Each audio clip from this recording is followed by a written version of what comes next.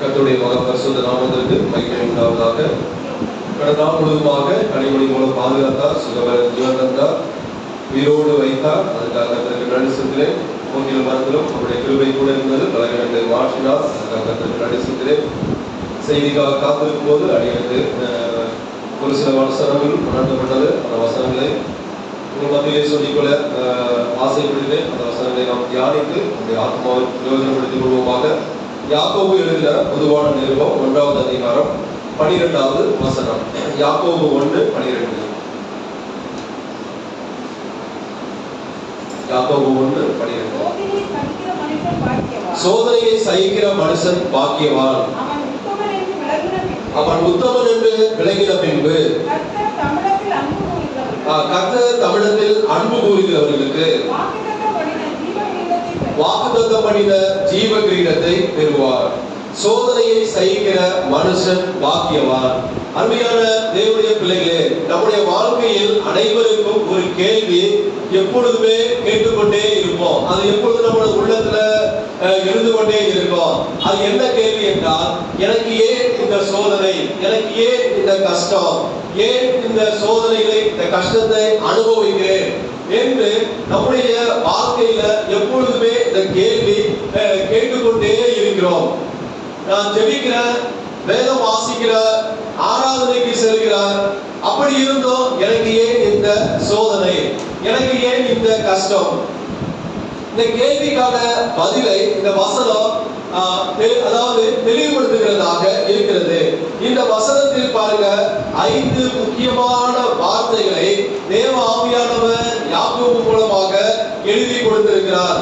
அது என்னன்னா, 1 சோதனை, 2வது சகித்தல், 3வது உத்தமன், 4வது அன்பு, 5வது ஜீவ கிரீடம். இந்த 5 வார்த்தைகளும் பாருங்க இந்த வசனத்துல குறிப்பிடப்பட்டிருக்கிறது. இந்த 5 வார்த்தைகளும் கிறிஸ்தவனின் முழு வாழ்க்கையை பிரதிபலிக்கிறதாக காணப்படுகிறது. நம்ம ரட்சிக்கப்பட்ட ஒவ்வொரு கிறிஸ்தவனுடைய வாழ்க்கையில சோதனை இருக்கும். அவன் அநேக விஷயங்களை சகித்துக் கொள்வான், அவன் உத்தமனா இருப்பான், அவன் அன்பு அவனிடத்துல எல்லாம் இருந்தா அவனுக்கு ஜீவ கிரீடம் கிடைக்கும். அருமையான தேவனுடைய பிள்ளைகளே, பாருங்க, ஒரு நாள் ஒரு சிறுவர் ஒரு ஜுவல்லரி ஷாப்புக்கு அதாவது கடைக்கு, அந்த ஷாப்புக்கு சென்றான். அவன் ஒரு அந்த இடத்துல போகும்போது எல்லாம் அப்படியே தங்க கட்டியா வைத்திருந்தார்கள். அந்த தங்க கட்டியை பார்த்து அவன் நினைத்தான், இவ்வளவு அழகான ஒரு தங்கத்தை ஏன் நெருப்புல போடுகிறார்கள் என்று அவன் நினைத்து அந்த கடைக்காரர்கிட்ட கேட்டான். அந்த கடைக்காரர் சிரித்து கொண்டு அவன் பதில் சொன்னாங்க. சிறுவனை பார்த்து, இந்த தங்கத்தை இது நெருப்புல போடுகிறது தங்கத்தை அழிப்பதற்காக அல்ல, அதில் இருக்கும் கசடுகள், கலப்புகள் எல்லாவற்றையும் எடுக்கும்படியாக இந்த தங்கத்தை நெருப்பிலே போடுகிறார்கள் என்று விளக்கம் கொடுத்தார். உடனே சிறுவன் கேட்டான், எப்போது தங்கம் சுத்தமானது என்று தெரியும் அப்படி என்று இன்னொரு கேள்வி கேட்டான். உடனே அந்த ஷாப் ஓனர் சொன்னா, நான் என்னுடைய முகத்தை அதுல தெளிவா, அந்த தங்கத்துல தெளிவாக பார்க்கும் போது அது சுத்தமானது என்று தெரிந்து கொள்ளலாம் என்று சொன்னார். அது போலதான் தேவன் நம்மை சோதனையில வைப்பது நம்மை அழிப்பதற்காக அல்ல. நன்றாக விளங்குகிறார்.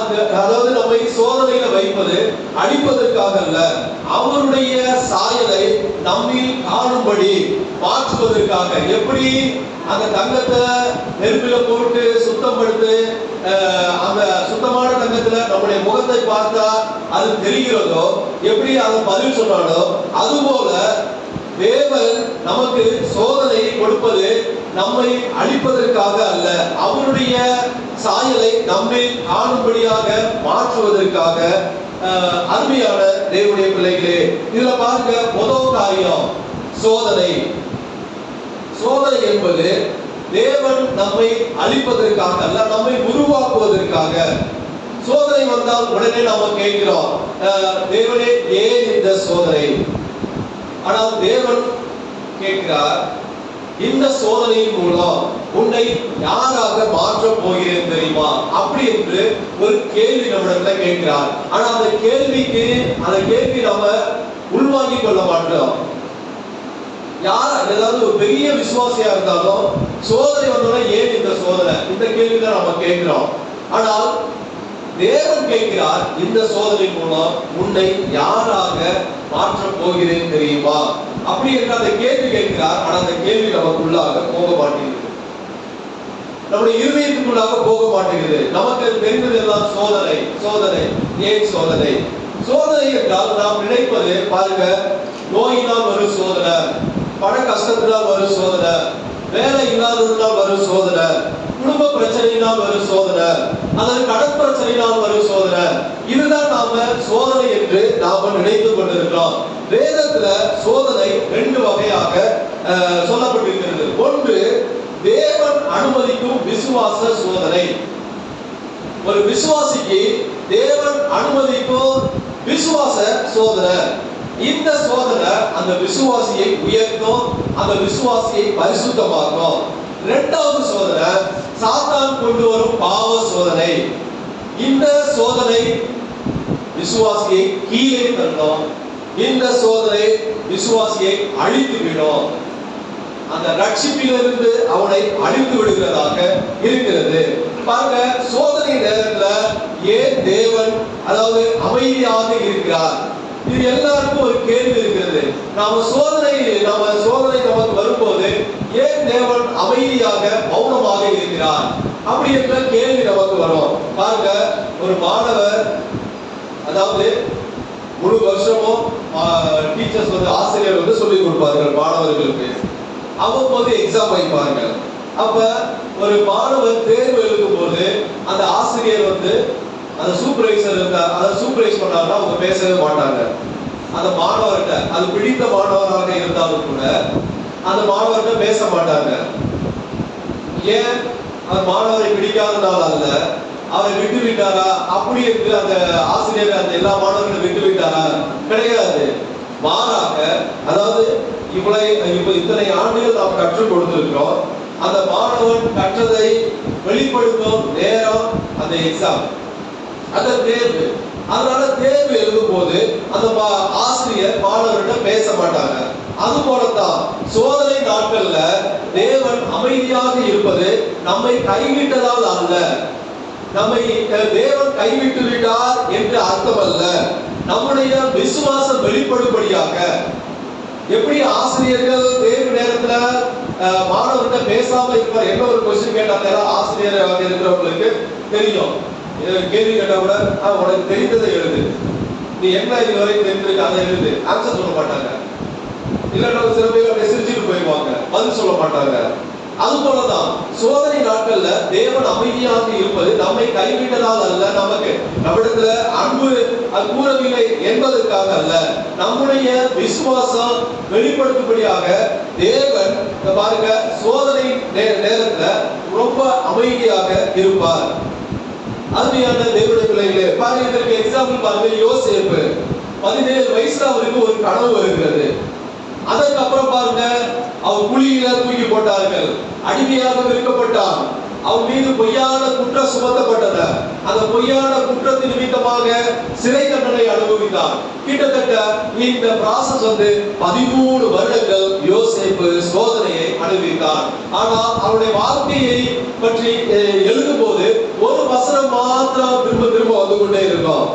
அது எந்த வசனம் என்றால் பாருங்க, கர்த்தர் யோசேப்போடு இருந்தார். நீங்க அவருடைய வாழ்க்கை சரித்திரத்தை நீங்க படித்து பாருங்க. நிறைய இடத்துல சோதனை இருக்கும், ஆனால் அது வசனம் மாத்திரம் கூட வந்துகிட்டே இருக்கும். கர்த்தர் யோசேப்போடு இருந்தார். அருமையான தேவனுடைய பிள்ளைகளே, சோதனை யோசேப்பை முதல்ல ஒரு தேவ மனிதனாக மாற்றியது. இத்தனை 13 ஆண்டுகள் அவருக்கு சோதனை வந்தது. அந்த சோதனையை யோசேப்பை ஒரு தேவ மனிதனாக மாற்றியது. பிறகு என்னவாக மாற்றியது? அது எல்லாருக்கும் தெரியும். எகிப்தின் அதிபதியாக மாற்றியது, ஒரு பிரதம மந்திரியாக அவனை மாற்றியது. அதுபோல நாம் இன்று அனுபவிக்கும் சோதனை நம்மை அழிப்பதற்காகவோ நம்மை உடைக்கவோ அல்லது நாம கெட்டு போவதற்காக அல்ல, மாறாக நம்மை உருவாக்கும்படியாக, தேவ மனிதனாக மாற்றும்படியாக சோதனை வருகிறது. பாருங்க, இனிமேல் உங்களுக்கு சோதனை வந்தா பாருங்க, நாம கேட்கணும் ஆண்டவர்கிட்ட, இதன் மூலம் இதை என்னவாக மாற்ற விரும்புகிறீர் என்று தேவனிடத்துல நாம கேட்க வேண்டும். சோதனை வந்தா ஏன் சோதனை, எதற்கு சோதனை அப்படி என்ற கேள்வி நாம கேட்பதை விட்டுவிட்டு இதன் மூலம் எதை என்னவாக மாற்ற விரும்புகிறீர் என்று கேள்வியை கேட்க வேண்டும். அருமையான தேவனுடைய பிள்ளைகளே, அடுத்ததாக பாருங்க சகித்தல்.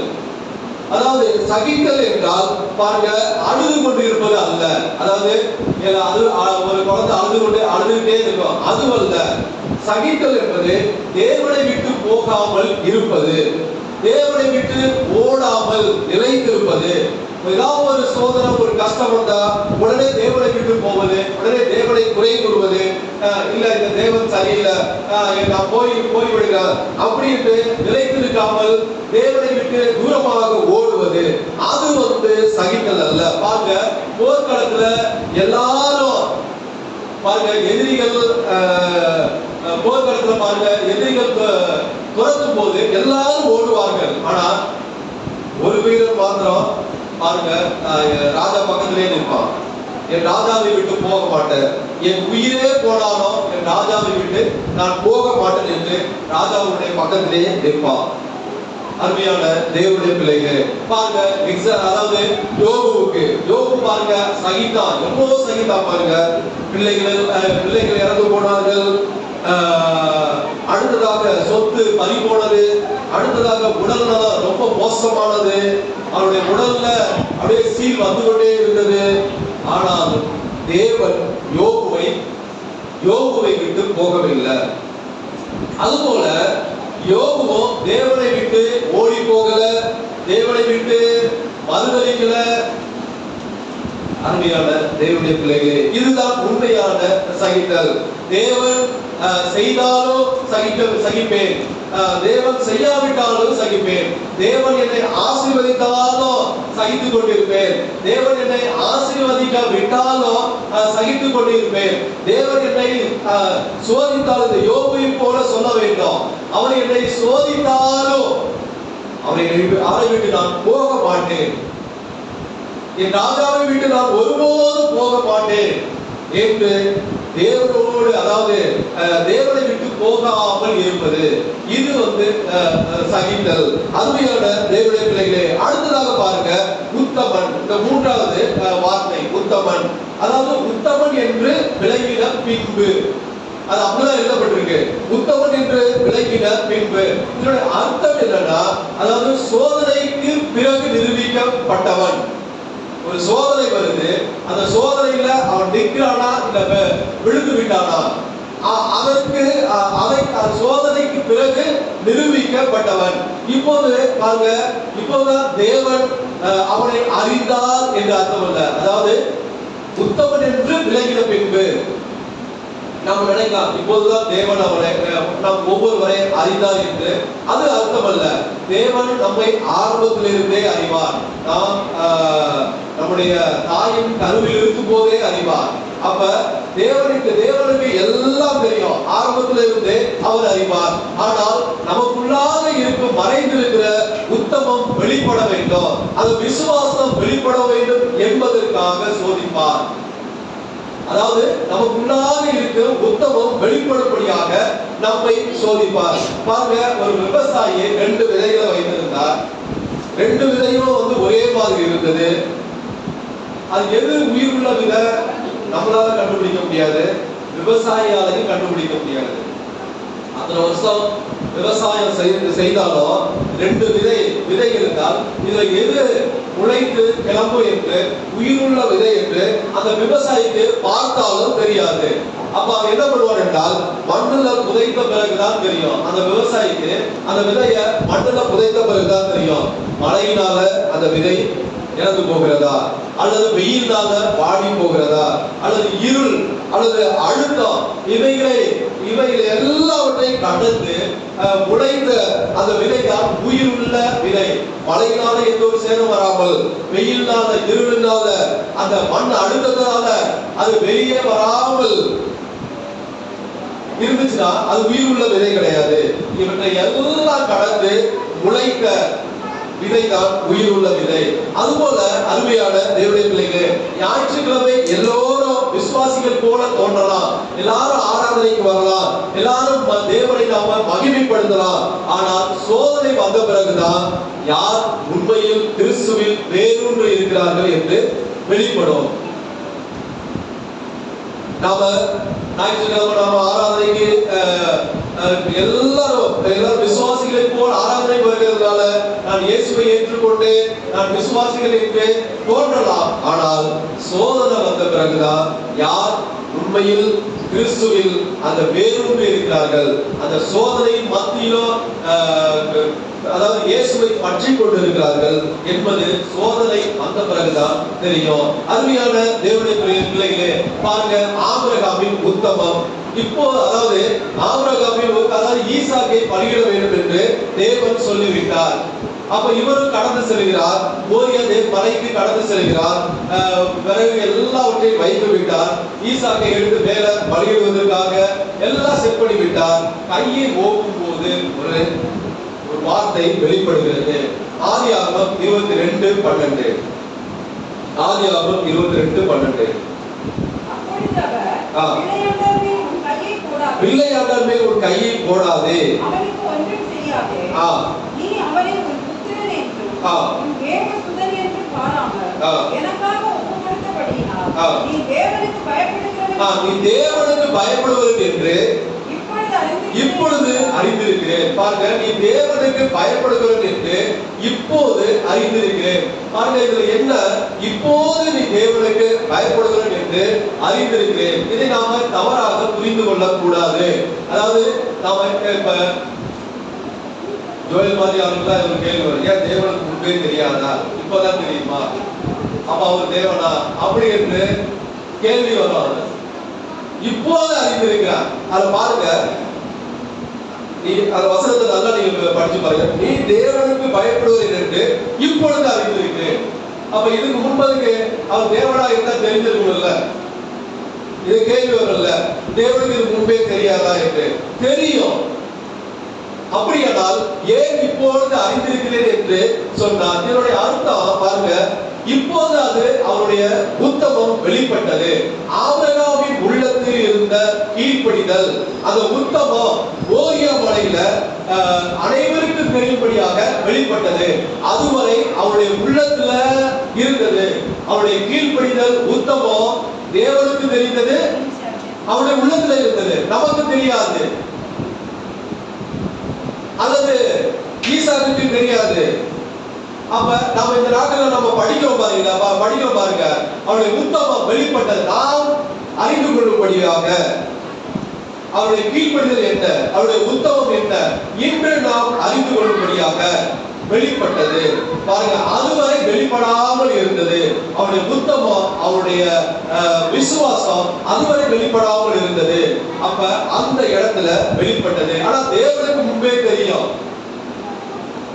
அருமையான தேவனுடைய பிள்ளைகளே, பாருங்க, எப்படி எக்ஸாம் எழுதினாதான் அவன் எந்த அளவுக்கு அவன் படித்திருக்கிறான் என்று ஆசிரியருக்கு தெரிவது போல டெஸ்ட் வச்சனாலதான் ஆபிரகாம் எந்த அளவுக்கு விசுவாசத்துல உத்தமனாக இருந்தான் என்று வெளிப்பட்டது. பாருங்க, உத்தமன் என்று இதனுடைய பொருள் பாருங்க, அதாவது மறைந்திருந்த விசுவாசத்தை பாருங்க, உத்தமத்தை வெளிப்படுத்துகிறது. அடுத்ததாக பாருங்க, தேவனுடைய சாயலை உருவாக்குகிறது. அடுத்தது, சாத்தானுடைய குற்றச்சாட்டுக்கு நம்முடைய வாழ்க்கை மூலம் பதிலளிக்க, அதாவது பதில் கொடுக்கிறது. நாம உத்தமனா இருந்தா, சாத்தான குற்றச்சாட்டு வைத்தா நம்முடைய வாழ்க்கை மூலம் பதில் சொல்லலாம். நாம் உத்தமனா இருந்தா தேவனுடைய சாயல் வெளிப்படலாம். பாருங்க, இறுதியில தேவனே ஒப்புக்கொள்ளும்படி சாட்சியாக மனிதரை நிலைநிறுத்துகிறது. தேவனே ஒப்புக்கொண்டு விட்டார், நீ உத்தமத்துல கரெக்டா இருக்க, இப்பொழுது நான் அறிந்திருக்கிறேன்.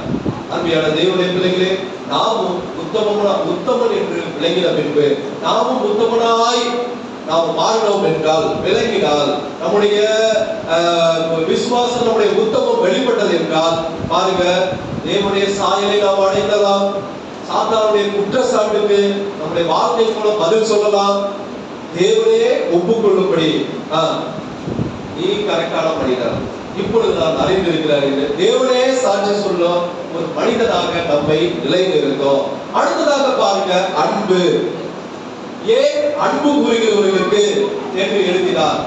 பாருங்க, அன்பு கூறுகிறவர்களுக்கு என்று அந்த வசனம் எழுதப்பட்டிருக்கிறது. ஏன் அன்பு கூறுகிறவர்களுக்கு என்று எழுதினார். பாருங்க, ஏன் ஜெபிக்கிறவர்களுக்கு ஜீவன் கிரீடம் என்று எழுதினார். ஊழியம் செய்கிறவர்களுக்கு ஜீவ கிரீடம் தருவேன் என்று எழுதல. அற்புதம் செய்கிறவர்களுக்கு ஜீவ கிரீடம் தருவேன் என்று எழுதல. சபைக்கு போகிறவர்களுக்கு, ஆராதனை செய்கிறவர்களுக்கு என்று எழுதவில்லை. மாறாக அன்பு கூறுகிறவர்களுக்கு என்று எழுதி வைத்திருக்கிறார். பாருங்க, நம்முடைய கிறிஸ்தவ வாழ்க்கையின் அடிப்படையே அன்பு. அன்பினால்தான் இந்த கிறிஸ்தவம் கட்டப்பட்டிருக்கிறது. நாம் செய்கிற செயலினால் அல்ல. நாம் செய்கிற செயல் சில வேளை நல்லதா இருக்கலாம், சில நாட்கள்ல பொல்லாத காரியங்களை செய்யலாம். ஆனா கிறிஸ்தவம் அந்த அடிப்படையே எதனால கட்டப்பட்டிருக்கிறது என்றால் அன்பினால் கட்டப்பட்டிருக்கிறது. பாருங்க, ஒரு அரசர் தன்னுடைய மகனுக்கு திருமணம் நடத்த விரும்பினார். அதனால நாட்டில் இருக்கிற அழகான பெண்கள் எல்லாவற்றையும் அரண்மனைக்கு அழைத்தான். எல்லா ராஜ்யத்திலிருந்தும் அழகான பெண்கள் வந்தார்கள். அவர்கள் எல்லாரும் அரண்மனைக்கு வந்து அரசனை பார்த்து எல்லாரும் மரியாதை செய்தார்கள். எல்லாரும் அவரை, அந்த பெண்கள் எல்லாரும் வணங்கினார்கள். உடனே ராஜாவுக்கு மிகவும் சந்தோஷமாக, என்னுடைய பையனுக்கு இவ்வளவு பெண்கள் வந்திருக்கிறார்களே, எல்லாம் அழகாக இருக்கிறார்களே என்று நினைத்தான். ஆனால் இதுல இருந்து யார் அந்த ராஜா எப்படியாவது சரியான பெண்ணை தேர்ந்தெடுக்க வேண்டும் என்று நினைத்தான். உடனே ஒரு விசித்திரமான ஒரு எண்ணம் தோன்றினது அவனுக்கு. அதனால ஒரு சோதனை வைத்தான். வந்த எல்லா பெண்களுடைய ஆபரணங்கள், அதாவது அவங்க போட்ட ஜுவல்ஸ், அப்புறம் அவங்க போட்ட பட்டாடைகள் எல்லாம், அதாவது வசதிகள், என்னென்ன வசதிகளோட வந்தாங்க எல்லாவற்றையும் அந்த ராஜா எடுத்துட்டான். அவங்கள்ட்ட வாங்கிட்டான். வாங்கிட்டு சில நாட்கள் நீங்க சாதாரண மக்களை போல வாழ வேண்டும் அப்படி என்று சொன்னான். அதாவது அந்த எல்லா ராஜா வீட்டு பெண்கள் எல்லாம் அழகானவர்கள், எல்லாம் படித்தவர்கள், அவர்களுக்கு வசதி வாய்ப்பு அதே நிறைய இருந்தது. ஆனால் அந்த ராஜாவுக்கு ஒரு யோசனை வரும், எல்லாவற்றையும் நீங்க எல்லா வசதியும் விட்டுருங்க, சில நாட்கள் நீங்க சாதாரண மனிதரை போல வாழ வேண்டும் என்று சொன்னார். பல பேர் கோபப்பட்டு, இது என்ன, நான் ராஜாவுடைய மகனுக்கு மனைவியாக போகிறேன், அந்த அந்தஸ்து எனக்கு, ஆனால் அப்படிதான் இருப்பா என்று நிறைய பேர் கோபப்பட்டு உடைய பையனை வேணாம் என்று போய்விட்டார்கள். சிலர் பார்க்க, எங்களுக்கு அந்த அரண்மனை வேண்டும், இந்த கஷ்டம் வேண்டாம், இது எங்களால கஷ்டப்பட முடியல, நான் என்னுடைய அப்பா வீட்டுல ரொம்ப சுதந்திரமாக இருந்தேன், ஆனால் இந்த கஷ்டம் என்னால சகிக்க முடியல அப்படி என்று ஒரு சில பெண்கள் சொல்லிவிட்டு போய்விட்டார்கள். ஆனால் அந்த ஒரு பெண் மட்டும் சொன்னார், எனக்கு அரண்மனை கிடைக்கிறதா இல்லையா என்பது முக்கியம் அல்ல, எனக்கு அரசகுமாரனே போதும் என்று அவர் சொன்னார். உடனே அந்த ராஜா அந்த பெண்ணை தான் உடனே வந்து அரசன் தனது மருமகளாக தேர்ந்தெடுத்தான். ஏனென்றால் அவள் அந்த அரண்மனையை நேசிக்கல, அரச குமாரனை மாத்திரம் நேசித்தார். அருமையான தேவனுடைய பிள்ளைகளே, பாருங்க, அந்த பெண் வந்து அந்த அரண்மனை, அந்த அலங்காரம், அந்த வசதி, அதை அவர் நேசிக்கல, மாறாக அந்த அரச குமாரனை மாத்திரம் நேசித்ததினால் இந்த கஷ்டம் எல்லாம் அவனுக்கு ஒரு பொருட்டாக தோன்றவில்லை. அருமையான தேவனுடைய பிள்ளைகளே, பாருங்க, பேதுரு உயிர்த்தெழுந்த இயேசு பேதுருவிடம் என்ன கேட்டார்? உயிர்த்தெழுந்து விட்டார். பேதுருவிடம் முதலாவது கேட்டது, நீ என்னை நேசிக்கிறாயா? 3 முறை கேட்கிறார், நீ என்னை நேசிக்கிறாயா? நீ என்னிடத்தில் அன்பாய் இருக்கிறாயா? இயேசு, நீ பிரயாசப்படுகிறாயா, நீ அற்புதம் செய்கிறாயா, நீ ஊழியம் செய்கிறாயா அப்படி என்று உயிர்த்தெழுந்த பிற்பாடு பேதுரு கேட்கல, மாறாக நீ என்னை நேசிக்கிறாயா? அதுதான் தேவன் பேதுருவிடத்துல கேட்ட முதல் கேள்வி. நம்முடைய வாழ்க்கையிலும் பாருங்க, தேவன் அதாவது ஜெபத்திற்கு உடனே பதில் தர மாட்டார். சில வேளைகள்ல பதில் தர மாட்டார். பாருங்க, எல்லா கதவுகளையும் மூடினது போல தோற்றம். நம்முடைய வேலைக்காக காத்திருக்கும்படி செய்வார். ஏனென்றால் நம்மை பாருங்க, நம்மை கஷ்டப்படுத்துவதற்காகவோ அல்லது நம்மை வதைப்பதற்காகவோ அல்ல, ஒரு கேள்விக்கு பதில் பெறும்படியாக. அது என்ன கேள்வி என்றால், பாருங்க, நீ இன்னும் என்னை நேசிக்கிறாயா? சோதனை, எவ்வளவு சோதனை மத்தியிலோ நீ என்னை நேசிக்கிறாயா? கஷ்டத்தின் மத்தியிலோ நீ என்னை நேசிக்கிறாயா? அந்த பெண் பாருங்க, எவ்வளவு கஷ்டங்கள். ராஜா வீட்டு மகளாக இருந்த அந்த அரச குமாரனுக்காக எல்லாவற்றையும் இழந்து, எனக்கு அரச குமாரன் மாத்திரம் போதும் அப்படி என்று சொன்னது போல நமக்கும் அநேக கஷ்டங்கள், அநேக சோதனைகள் வரும். ஆனாலும் ஒரு கேள்விக்கு பதில் பெற வேண்டுமானால், நீ என்னை நேசிக்கிறாயா? நீ இன்னும் என்னை நேசிக்கிறாயா? அப்படி என்று தேவன் நம்மை பார்த்து கேட்கிறார். அருமையான தேவனுடைய பிள்ளைகளே, பாருங்க, ஒரு பெண் ஒரு திருமணம் செய்கிறார். அவர் கணவரை பாருங்க, பணத்திற்காக அல்லது அவருடைய வீட்டிற்காக அவருடைய வசதிக்காக மாத்திரம் நேசித்தால் அது உண்மையான அன்பு அல்ல. ஒரு பெண் அவருடைய கணவனை நேசிக்கிறது, அவரிடத்துல இருக்கிற பணம், அவரிடத்துல இருக்கிற வீடு, அவரிடத்துல இருக்கிற வசதி, அவரிடத்துல இருக்கிற செல்வம், இதை மாத்திரம் வைத்துக் கொண்டு நேசித்தால் அது உண்மையான அன்பு அல்ல. உண்மையான அன்பு என்பது எல்லாம் போனாலும் நீ மட்டும் போதும் என்று சொல்லுகிற மனைவியே சிறந்த ஒரு மனைவியாக வேதத்துல எழுதப்பட்டிருக்கிறது. இதுவே கிறிஸ்துவின் மணவாட்டியின் தன்மையாகவும் இருக்கிறது. அருமையான தேவனுடைய பிள்ளைகளே, ஒரு நாள் நாம் பரலோகத்துல தேவனை ஆராதிப்போம், ஆராதனை செய்வோம்.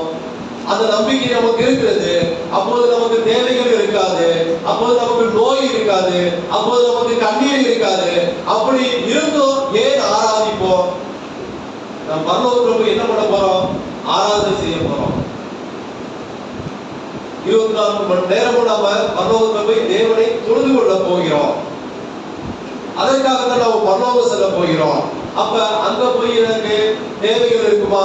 தேவைகள் தான் தேவைப்படாது. நோய் இருக்குமா? நோய் சுத்தமா இருக்காது. உங்களுக்கு கண்ணீர் இருக்குமா? கவலை இருக்குமா?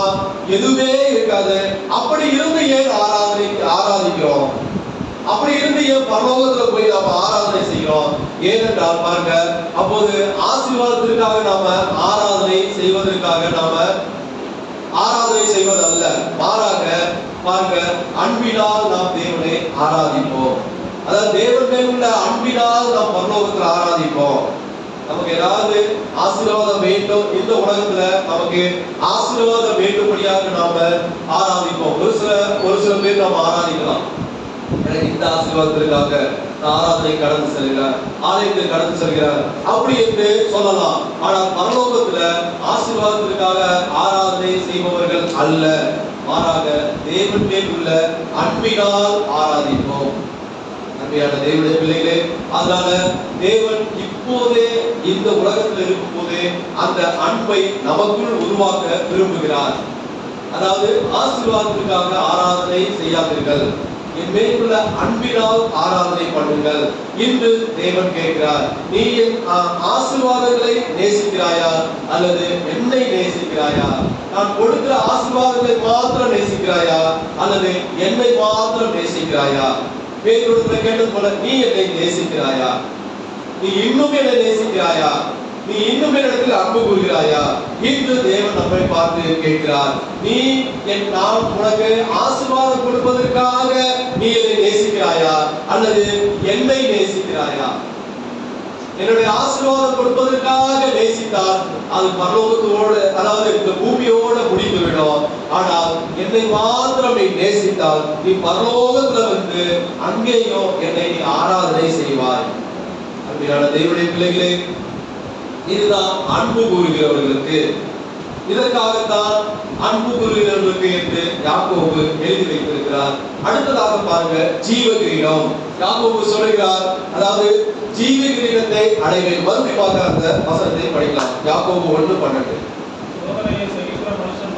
சோதனையை சகிக்கிற மனுஷன் பாக்கியவான். சோதனை பார்த்தாச்சு, சகிக்கிற மனுஷன் பாக்கியவான். உத்தமன் என்று விளங்கின பின்பு கர்த்தர் தமிழர்கள் அன்பு கூறுகிறவர்களுக்கு வாக்குத்தத்தம் பண்ணின ஜீவ கிரீடத்தை பெறுவான். கடைசியாக பாருங்க, ஜீவ கிரீடம். யாக்கோபு சொல்கிறார், ஜீவ கிரீடத்தை அடைவான். பாருங்க, இது ரட்சிப்பு அல்ல. நாம இது ஜீவ கிரீடத்தை பெறுகிறது ரட்சிப்பு அல்ல. ரட்சித்தா நான் தேவனுடைய பிள்ளையா மாறினா, நான் விசுவாசியா மாறினா எனக்கு ஜீவ கிரீடம் கிடைக்கும், அப்படி அல்ல. இது ரட்சிப்பு அல்ல. இது உண்மையாக முடிவு வரை நிலைத்திருக்கிறவர்களுக்கு தேவன் கொடுக்கும் ஒரு வெகுமதி, ஒரு கிஃப்ட். அதாவது உண்மையாக முடிவு வரை நிலைத்திருக்கிறவர்களுக்கு தேவன் ஒரு கிஃப்ட் கொடுக்கிறார். அதுதான் அது ஜீவ கிரீடம். அதாவது தேவன் கொடுக்கிற ஒரு ஆசீர்வாதம், தேவன் கொடுக்கிற ஒரு கிஃப்ட். எப்பொழுது என்றால், அதாவது முடிவு வரை நிலைத்திருப்பவர்களுக்கு. அருமையான தேவனுடைய பிள்ளைகளே, பாருங்க, ஒரு ஓட்டப்பந்தய வீரன், பாருங்க, ஒரு ஒலிம்பிக் ஓட்டப்பந்தய வீரனை நாம் நினைத்து பார்க்கலாம். அவன் என்ன பண்ணுவான்? அதிகாலையில தினமும் எழுந்திருப்பான், தினமும் எக்ஸசைஸ் பண்ணுவான், காலையில ஓடுவான், சாயந்தரத்துல ஓடுவான், வெயில்ல ஓடுவான், மழை பெய்தாலும் ஓடுவான். ஏன்னா அவன் ஒலிம்பிக்ல ஓடுகிறபடியா அவனுடைய உடம்ப ரொம்ப வரித்து கொள்வான். கண்டது கிடையாது அவன் சாப்பிட மாட்டான், டயட்டை ஃபாலோ பண்ணுவான். சில நேரங்கள்ல ஓடும்போது அவனுக்கு காயம் உண்டாகும். அந்த நேரத்துல அவனுடைய நண்பர்கள், ஏன் வாடா எங்கேயாவது போலாம், நம்ம அப்படியே ஜாலியா வெளியே போலாம் என்று சொல்லுவாங்க. ஆனால் போக மாட்டான். எங்க போகும்போது ஏதாவது சாப்பிட்டுட்டு நமக்கு உடம்புக்கு ஏதாவது ஆயிருமோ என்று அவன் பயிற்சிக்கு செல்வான். மற்றவங்க ஃப்ரெண்ட்ஸ் எல்லாம் அப்படியே சுற்றுலா செல்வார்கள், அப்படியே சுற்றி பார்க்க செல்வார்கள். ஆனா இவன் பயிற்சி எடுத்துட்டு இருப்பான். ஒலிம்பிக் வீரர்களை நீங்க பார்த்தா, அவருடைய சாட்சியை நீங்க பார்த்தா நீங்க கேளுங்க. எப்பொழுதும் பிராக்டிஸ் பிராக்டிஸ் பிராக்டிஸ். காலையில இருந்தாலும் ஓடுவான், சாயந்தரம் ஓடுவான், மழையில ஓடுவான், வெயில்ல ஓடுவான், எல்லா நேரமும் பிராக்டிஸ் பண்ணிட்டு இருப்பான். அவன் பயிற்சி எடுத்துக்கொண்டே இருப்பான். அதாவது எதற்காக என்றால் அந்த ஒரு பதக்கத்திற்காக, ஒலிம்பிக்ல கோல்டு மெடல் வாங்க வேண்டும். அந்த ஒரு சிறிய பதக்கத்திற்காக இவ்வளவு தியாகம் செய்கிறான். அவன் தன்னையே தியாகம் செய்கிறான், தன்னையே வருத்திக்கிறான். அந்த சிறிய பதக்கத்திற்கு இவ்வளவு தியாகம் செய்கிறான் என்றால், நித்திய ஜீவ கிரீடத்தை தேவனுடைய பிள்ளைகள் அடைவதற்கு எவ்வளவு தியாகம் செய்ய வேண்டும், எவ்வளவு நிலைத்திருக்க வேண்டும். அருமையான தேவனுடைய பிள்ளைகளே, அதாவது தேவன் கொடுக்கிற ஒரு வெகுமதி, தேவன் கொடுக்கிற ஒரு வெகுமதி ஜீவ கிரீடம். முடிவு வரையத்தான் நிலைத்திருக்கிறவர்களுக்கு கொடுக்கிற ஒரு வெகுமதி இந்த ஜீவ கிரீடம். பாருங்க, யாக்கோபு ஒரு தங்க கிரீடம் கொடுப்ப, அல்லது ஒரு அரச கிரீடம் கொடுப்ப, அல்லது உன்னை அரசனாக்குவ, அல்லது ஒரு தேசத்திற்கு அதிபதியாக்குவ, அல்லது பரலோகத்துல உனக்கு அதிபதியாக, அப்படி என்று அவர் எழுதல. தேவ ஆவியானவரும் அப்படி யாக்கோபுக்கு சொல்லி எழுதப்படல.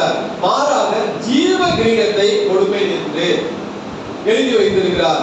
ஏன் ஜீவ கிரீடம்? பாருங்க, சோதனை இல்ல. ஏனெனில் சோதனையை வென்றவன், யாரெல்லாம் சோதனையை வெல்கிறார்களோ அவன் மரணத்தையும் வென்றவனாக நிற்பான், நிலைத்திருப்பான். ஆவிக்குரிய வாழ்க்கையில, இந்த கிறிஸ்தவ வாழ்க்கையில யாரெல்லாம் சோதனைகள் வரும்போது அந்த சோதனைகளை தாண்டி தாண்டி தாண்டி ஜெயம் பெறுகிறார்களோ அவர்கள் மரணத்தையும் வென்றவர்களாக இருப்பார்கள். ஏற்கனவே சொன்ன யோபு அந்த சோதனை வென்றான். ஒவ்வொரு சோதனையாய் வென்றான், கடைசியா மரணத்தையும் வென்றான். அதனாலதான் ஜீவ கிரீடம். ஏன் ஜீவ கிரீடம் என்று? அதாவது சோதனையை சகிக்கிறவன், சோதனையை வென்றவன், அவனுக்கு மரணத்தை வென்றவனாக இருப்பான். அருமையான தேவனுடைய பிள்ளைகளே, பாருங்க, வெளிப்படுத்தல இந்த சிவந்தா சபை மக்களை பார்த்து மரண பரியந்தம் உண்மையாயிரு, அப்பொழுது ஜீவ கிரீடத்தை உனக்கு தருவேன் என்று ஆவியானவர் எழுதி வைத்திருக்கிறார். இந்த சிவந்தா சபை மக்களை பார்த்து எழுதி வைத்திருக்கிறார். மரண பரியந்தம் உண்மையா இருக்கு, ஆதி வரைக்கும் உண்மையா இருக்காத, மரண பரியந்தம் உன்னோட ஆயுசு கடைசி மூச்சு போற வரையும் உண்மையாயிரு, அப்பொழுது ஜீவ கிரீடத்தை தருவேன் என்று எழுதி வைத்திருக்கிறார். தேவன் நம்முடைய கண்ணீரை மறக்க மாட்டார், நம்முடைய விசுவாசத்தை மறக்க மாட்டார், நம்முடைய நிலைத்திருக்குதலை தேவன் மேல் எவ்வளவோ நிலைத்திருக்கிறோம் அதை ஒருபோது மறக்க மாட்டார். ஒரு நாள் தேவன் நம்மை பார்த்து சொல்ல வேண்டும், உண்மையும் உத்தவமான ஊழியக்காரர்களே, விசுவாசிகளே, பிள்ளைகளே என்று நம்மை பார்த்து சொல்ல வேண்டும்.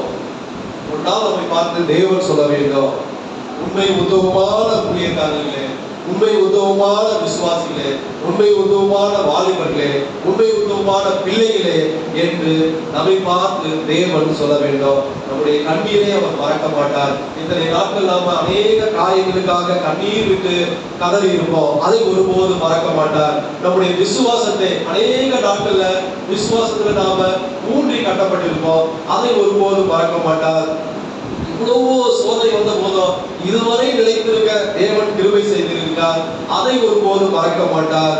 அருமையான தேவனுடைய பிள்ளைகளே, யாக்கோபு 1:12 அது ஒரு வசனம் மாத்திரம் அல்ல, அது எழுதப்பட்டது, அது வசனம் மாத்திரம் அல்ல, ஒரு கிறிஸ்தவனின் வாழ்க்கை பயணமாக இருக்கிறது.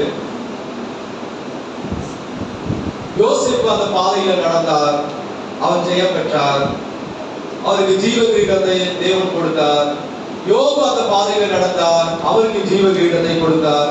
ஆபிரகாம் அந்த பாதையில நடந்தார், பேதுரு அந்த பாதையில நடந்தார், இயேசு கிறிஸ்துவும் சிலுவை பாதையில் நடந்தார்.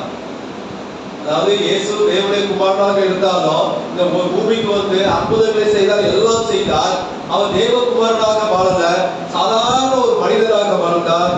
அவரையும் இயேசு கிறிஸ்துவும் சிலுவையின் பாதையில தான் நடந்தார். சிலுவையின் பாதையில நடந்ததா அவருக்கும் ஜீவ கிரீடம் அவருக்கும் கொடுக்கப்பட்டது, அவரும் ஜெயம் பெற்றார். இந்த நாட்கள்ல நமக்கும் சோதனைகள் வரும், கண்ணீர்கள் இருக்கும், கஷ்டங்கள் இருக்கும்.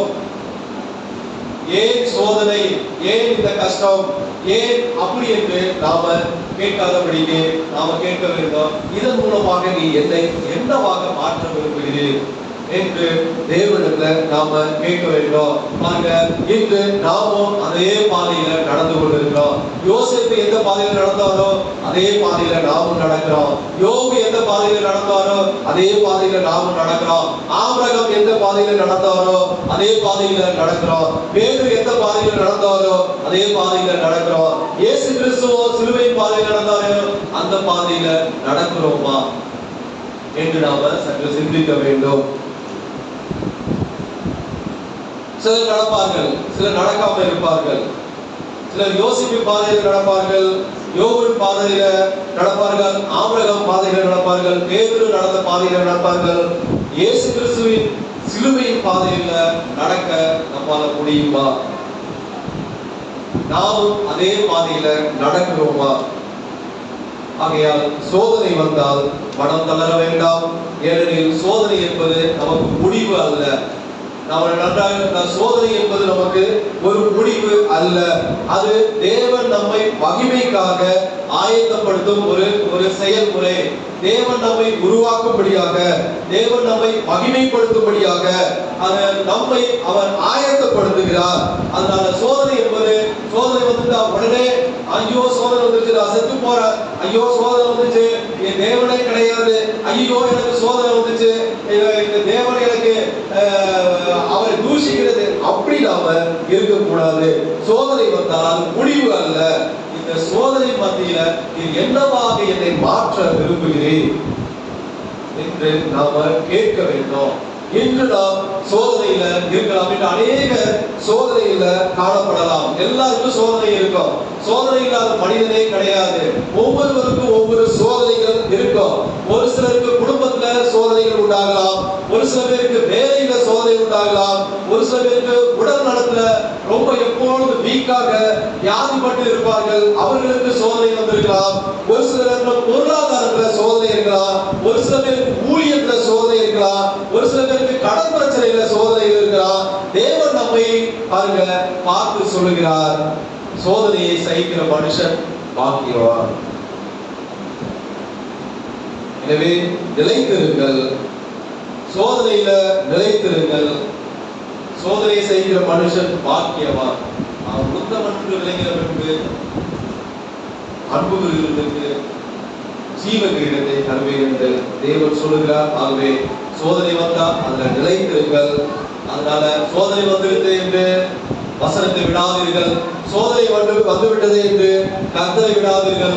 சோதனை வந்துவிட்டது என்று ஜெபத்தை விடாதீர்கள். சில பேர் பாருங்க, சோதனை வந்துச்சுன்னா உடனே அவங்க செய்யறது, உடனே ஜெபத்தை பண்ண மாட்டாங்க. இதுல வசனத்தை விட்டு விடுவாங்க. கர்த்தரை தேடுவதை நிப்பாட்டி விடுவாங்க.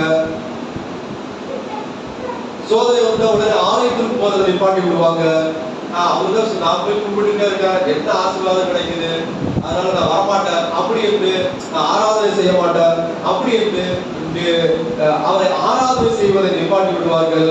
அருமையான தேவனுடைய பிள்ளைகளே, ஒரு நாள் நீங்கள் கண்ணீரோடு விதைத்ததை சந்தோஷத்தோடு அறிவிப்பீர்கள். இதுதான் வேத வசனம். யாரெல்லாம் கண்ணீரோடு விதைக்கிறோமோ சந்தோஷத்தோடு ஒரு நாள் அறுப்போம். அருமையான தேவனுடைய பிள்ளைகளே, நாம நிலைத்திருப்போமாக.